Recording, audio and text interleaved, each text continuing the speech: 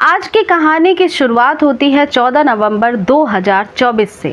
गुजरात प्रदेश का डिस्ट्रिक्ट लगता है वलसाड और यहाँ पे एक रेलवे स्टेशन है उदवारा रेलवे स्टेशन, जहाँ से लगभग 200 किलोमीटर की दूरी पे एक लड़की जो कि सेकेंड ईयर की स्टूडेंट थी उसका घर था और वो अक्सर इस रेलवे स्टेशन के फाटक से क्रॉस करके अपने कोचिंग सेंटर के लिए डेली शाम के वक्त निकल जाया करती थी।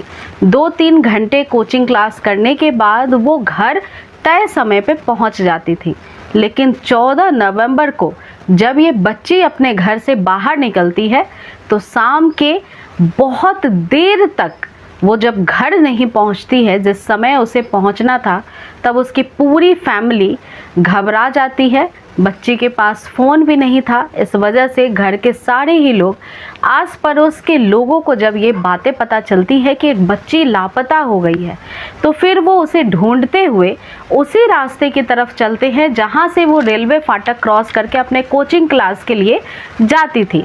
उदवारा रेलवे स्टेशन से लगभग महज 100 किलोमीटर की दूरी पे उस बच्ची की बेसुध हालत में शरीर जमीन पे, फर्श पे लेटी हुई मिलती है। और उससे भी चौंकाने वाली बात यह है कि वो बच्ची उस समय जिस हालत में थी उसे कोई भी देख नहीं पा रहा था। बहुत ही बेतरतीब तरीके से उसके साथ कुछ गलत हुआ था। अधनंग हालत में वो पड़ी थी और जब पास जाकर देखा गया, जब उसके परिवार वालों ने उसके शरीर को हिलाया, तब पता चला कि वो बच्ची अब इस दुनिया में है ही नहीं। उसकी इतनी दुर्दशा किसने की थी? अब इस कहानी की शुरुआत यहीं से शुरू होती है। जैसे ही इस बच्चे के बारे में घर वालों को पता चलता है, 14 नवंबर 2024 का शाम का लगभग 5 से 6 बजे के आसपास का समय हो रहा था। परिवार वालों के साथ जो आस पड़ोस के लोग आए थे, भीड़ धीरे धीरे इकट्ठा होती चली गई। बच्ची के शरीर को पहले ढका गया, उसके बाद नज़दीकी पुलिस स्टेशन को कॉल किया गया। जब पुलिस को इस बारे में जानकारी मिली कि एक बच्ची इस तरह से इस हालत में एक रेलवे स्टेशन के लगभग महज 100 किलोमीटर की दूरी पे पड़ी है, तो पुलिस की टीम तुरंत ही मौकाए वारदात पे आती है। बच्ची को तुरंत ही अस्पताल भेजा जाता है और उसका पोस्टमार्टम कराया जाता है। इधर शुरुआती तौर पे पुलिस पूछताछ करने की लोगों से कोशिश करती है, लेकिन इस घटना का कोई चश्मदीद गवाह नहीं था। लिहाजा मौकाए वारदात पे जितनी सारी चीज़ें थी उस लाश के पास, उन सब को टटोला जाता है, इकट्ठा किया जाता है। वहाँ पे पता चलता है कि एक वाइट और ब्लैक कलर की टी शर्ट पड़ी है जो किसी आदमी की है। साथ ही एक बैग है जो पिट्ठू बैग है, जिसे पीठ पर लेकर घूमा जाया जा सकता है। उसमें कुछ कागजात हैं, एक हाफ पैंट है और साथ ही 2-3 जर्किन है उसमें। ये सारी ही चीज़ें जब पुलिस को मिलती है तो पुलिस इसे इकट्ठा करती है, बरामद करती है। लड़की के कपड़े, साथ ही उसके बैग जिसमें वो बुक्स रखती थी, वो भी लेती है और शुरुआती तौर पे ये सारे एविडेंस कलेक्ट करके फिर जांच को आगे बढ़ाती है। अब पुलिस को इस बारे में इतना तो पता था कि इस केस को अंजाम तक पहुंचाने वाला, यानी जो गुनहगार है, वो कोई आदमी है और इस इंसान ने इस लड़की के साथ पहले बर्बरता की है और उसके बाद उसे मार दिया है। लेकिन फिर भी पोस्टमार्टम रिपोर्ट अभी आनी बाकी थी। उस बच्ची के साथ क्या क्या हुआ था, ये पोस्टमार्टम रिपोर्ट में ही खुलासा होने वाला था। लिहाजा पुलिस शुरुआती तौर पे जो उस रेलवे स्टेशन के सीसीटीवी कैमरे होते हैं उनके फुटेज निकलवाने की कोशिश करती है, लेकिन पुलिस की टीम जैसे ही उदवारा रेलवे स्टेशन पे पहुंचती है, उन्हें पता चलता है कि इस रेलवे स्टेशन पे कोई भी कैमरा कहीं पे भी लगा ही नहीं है। अब पुलिस की मुश्किलें यहीं से बढ़ती चली जाती है, लेकिन फिर भी पुलिस की टीम ये सोचती है कि इसके पीछे जो रेलवे स्टेशन है, उदवारा रेलवे स्टेशन के पहले जितने भी स्टेशन लगते हैं उन सभी पे कहीं ना कहीं तो कैमरे ज़रूर होंगे और लिहाजा इस वजह से उन सारे ही रेलवे स्टेशंस पे पहले ये जानकारी दी जाती है कि कोई भी अगर ऐसा शख्स जो शर्ट मिला है पुलिस को मौकाए वारदात से, उस तरह का पहने सीसीटीवी कैमरे में कैद होता है, तो उसकी जानकारी सीधे उदवारा रेलवे पुलिस स्टेशन पे जो रेलवे कर्मी हैं, जो रेलवे पुलिस हैं, उन तक पहुंचा दी जाए। कुछ ही वक्त में, कुछ ही घंटों के बाद ही 1-2 दिन बीतते हैं, वैसे ही पुलिस के हाथ बहुत बड़ा एक क्लू मिलता है। वापी स्टेशन के पास जो कैमरे लगे थे सीसीटीवी, वहाँ पे एक शख्स जैसा शर्ट पुलिस को मिला था वैसा ही पहने हुए गुजरता हुआ दिखाई देता है, जो कि एक पैर से विकलांग था। वो पिट्ठू बैग भी जो पुलिस को मिली थी मौकाए वारदात से, वो भी उस इंसान के पास थी जो उसने पीठ पे रखा हुआ था, और वो किसी रेलवे स्टेशन पे खड़ा और किसी रेल के अंदर, यानी कि जो रेल उसे पकड़ना था, जो रेलगाड़ी में उसे जाना था, उसके लिए वेट करता हुआ उसमें जाता हुआ दिखाई देता है। अब पुलिस की टीम ये जानती है कि वो किस रेलगाड़ी में बैठा है। पुलिस को दूसरी सीसीटीवी फुटेज से पता चलता है कि जो ट्रेन उसने पकड़ी थी वो मुंबई बांद्रा के लिए जाती है। जब मुंबई बांद्रा तक वो पहुंचता है तो फिर तीसरे सीसीटीवी फुटेज में पता चलता है कि वो वहां से जोधपुर पहुंच गया है, राजस्थान। और इसके बाद सीसीटीवी फुटेज पुलिस के पास नहीं होती है, क्योंकि वहां के बाद वो गायब ही हो गया। किसी भी कैमरे में या फिर किसी भी सीसीटीवी के फुटेज में वो नहीं दिखाई दे रहा था। पुलिस के पास कोई क्लू नहीं बचता है, और यहाँ से फिर से जो कातिल पकड़ में आने वाला था उसे पकड़ते पकड़ते पुलिस रह जाती है। अब पुलिस अपनी दिमाग को और थोड़ा पुख्ता तरीके से चलाती हैं। कुछ जो तेज़ तरार पुलिस वाले थे वो अब अपना दिमाग इस केस में लगाते हैं, और फिर उन्होंने ये डिसाइड किया कि लगभग 10 पुलिस की टीमें तैनात की जाएं। 4 राज्यों में इन सारी ही जो इन्वेस्टिगेशन के दौरान फुटेज मिले हैं उसे भेजा जाए, और इस इंसान की जानकारी निकलवाई जाए कि ये रहने वाला कहाँ का है। लगभग 4000 सीसीटीवी फुटेज को खंगाल लिया गया था, और लगभग 8 से 10 दिन के प्रयास में पुलिस को अब ये पता चलता है कि ये जो इंसान है वो एक मुजरिम है, और अभी अभी एक जेल से बेल पे आउट हुआ है। पुलिस के पास ये जानकारी तब आती है जब पुलिस इस शख्स के फोटो नज़दीकी जितने भी थाने होते हैं, आसपास के राज्य होते हैं, उन तक भेजकर ये पूछने की कोशिश करती है कि क्या ऐसा कोई मुजरिम दिखने वाला किसी भी जेल से अभी अभी बाहर आया है।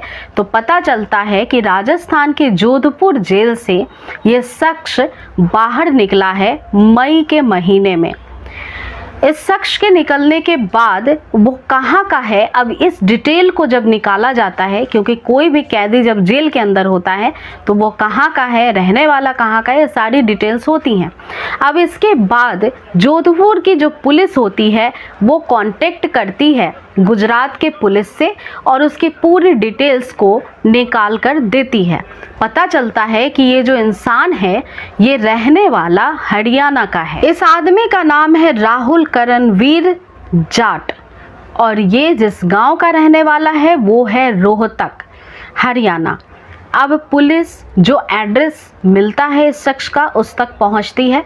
जब घर पहुंचती है तो एक बूढ़ी माँ मिलती है और एक भाई मिलता है। वो बताते हैं कि ये जो लड़का है, जो राहुल है, वो बचपन से ही पढ़ने लिखने में कमज़ोर था। उसे पोलियो मारा था जिसकी वजह से वो लंगड़ा कर चलता है, और जिसके कारण वो पढ़ नहीं पाया। जैसे तैसे वो जब बड़ा हुआ तो वो गलत संगति में जाने के बाद चोरियां करना सीख चुका था, और चोरियां करना भी शुरू कर चुका था।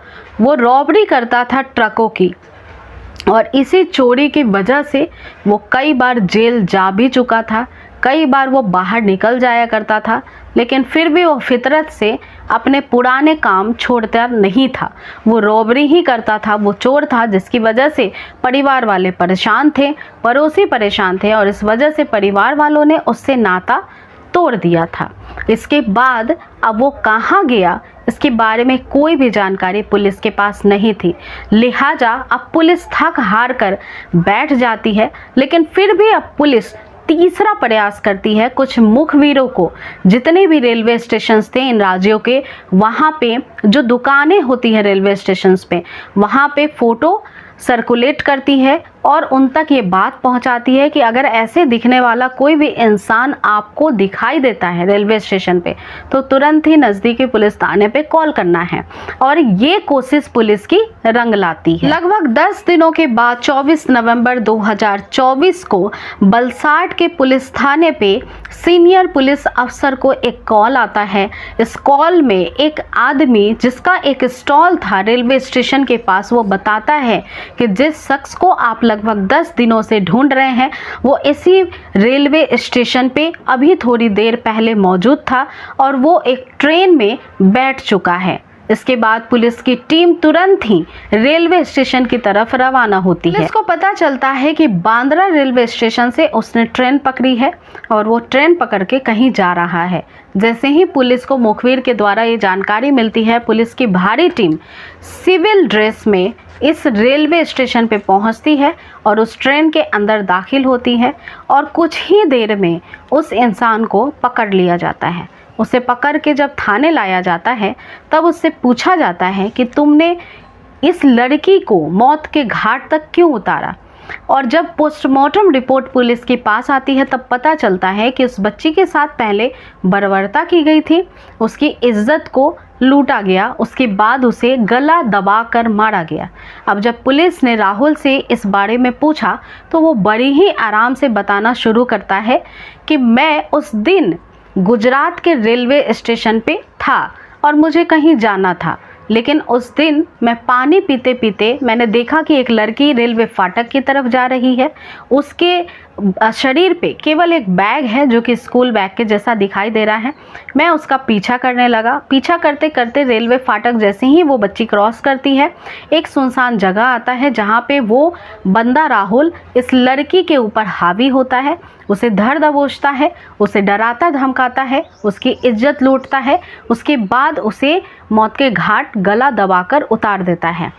इन सभी चीज़ों के वजह से उसने अपना शर्ट भी उतार दिया था, उसे गर्मी लग रही थी और अब उसको प्यास लग रही थी। जब लड़की उसने हत्या कर दी, उसके बाद वो अपनी प्यास बुझाने के लिए वापस बैग और कपड़े को छोड़कर वहीं पे गमछा रखकर केवल अपने शरीर पे वो सीधे रेलवे स्टेशन जाता है, दूध का पैकेट लेता है, एक जूस भी पीता है और उसके बाद वापस आकर उसे फिर से उस लड़की की इज्जत लूटनी थी, एक लाश की इज्जत लूटनी थी। ये उसके दिमाग में षड्यंत्र बन रहा था।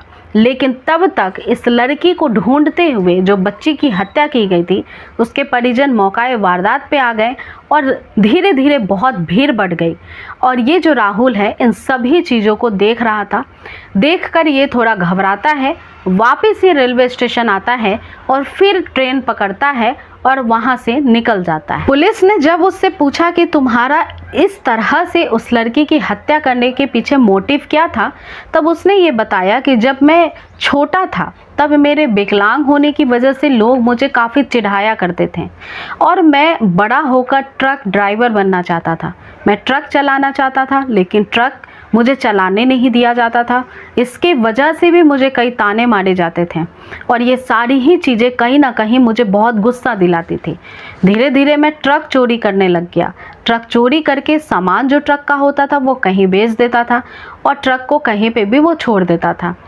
ऐसा करते करते वो कई बार पुलिस की गिरफ्त में भी आया। एक बार उसका गुस्सा बहुत ज़्यादा बढ़ गया क्योंकि वो जेल के अंदर कई सारे ऐसे कुख्यात मुजरिमों से मिलता था और इससे उसे सह मिलता था। जब वो बेल पे बाहर आया इस बार, तब उसने एक दिव्यांग कैटेगरी की जो रेलवे स्टेशन पे जो ट्रेन होती हैं उनमें एक बॉक्स होता है, उनमें एक कंपार्टमेंट होता है जो दिव्यांग लोगों के लिए होता है।